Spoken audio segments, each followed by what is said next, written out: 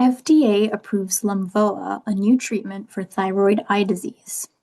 Approval gives patients an additional option to manage TED symptoms. The U.S. Food and Drug Administration approved Lumvoa, a new treatment for thyroid eye disease from Viridian. Lumvoa joins Tepezza as an FDA-approved treatment available for patients with TED, a rare, lifelong autoimmune condition that affects the eyes and can worsen with time. Lumvoa's approval means that TED patients and their doctors have multiple potential treatments at their disposal when deciding how to manage symptoms. Thyroid eye disease can be active or inactive or chronic. Active TED typically lasts between 6 to 18 months, with severe symptoms that sometimes need surgery. In the inactive or chronic phase that occurs later on, symptoms are less severe. Lumvoa is the first treatment approved for both active and chronic thyroid eye disease. It is also the first approved treatment to show a significant response in reducing and completely resolving double vision symptoms in active and chronic TED.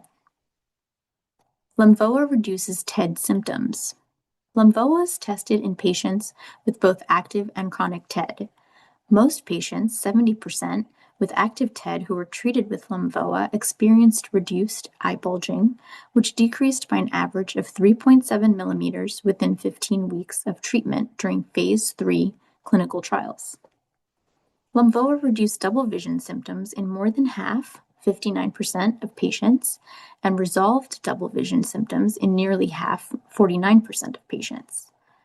65% of patients also experienced reduction of other TED-associated symptoms, such as pain and pressure, swelling or redness of eyelids, swelling of the covering of the whites of the eyes, inflammation of areas in the inner corner of the eye bulging, decrease in eye movement limit, and reduced visual acuity.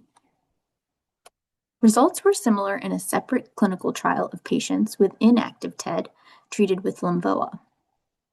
57% reduced bulging eyes, 56% reduced double vision, 32% completely resolved double vision, and 55% reduced other TED-associated symptoms such as pain and redness. How treatment for TED works. In people with TED, the body's immune system mistakenly attacks the tissue behind the eyes, causing inflammation and swelling of the muscle and fat behind the eye. This can lead to eye bulging, redness, and watery eyes, among other symptoms, and can cause vision loss if left untreated. Tepezza and Lumvoa, the two currently available treatments specifically for TED, both work by blocking a protein called IGF-1R that contributes to inflammation behind the eyes, although the exact way the treatment works is not yet fully understood. Potential side effects of TED treatments. There are potential side effects and risks to taking Lumvoa. The treatment, which is delivered as 5 IV infusions over 12 weeks, led to infusion reactions in 9% of patients. Lumvoa also has the potential to cause permanent, severe hearing impairment or loss. 15% of patients experienced hearing impairment, including ringing in the ears, hearing loss, deafness, and abnormal amplification of their own voice. Menstrual disorders were reported in about 29% of menstruating women treated with Lumvoa compared to 6% of patients treated with placebo in clinical trials. Women who may become pregnant should use appropriate forms of contraception during treatment. Lumvoa can exacerbate irritable bowel disease, IBD, in people who have the condition, and trigger IBD in some people who do not have it prior to using Lumvoa. Side effects are similar for Tepezza, the other FDA-approved TED medication. Talk to your provider about treatment options.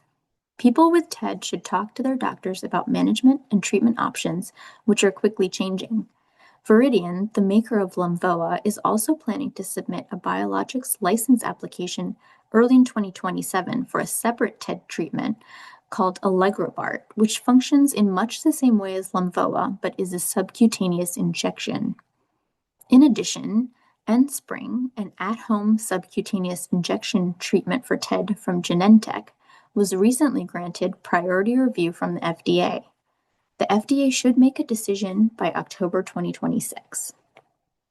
Visit the Foundation's Thyroid Eye Disease resource page for more information on symptoms, diagnosis, and other potential treatments making their way through the clinical pipeline.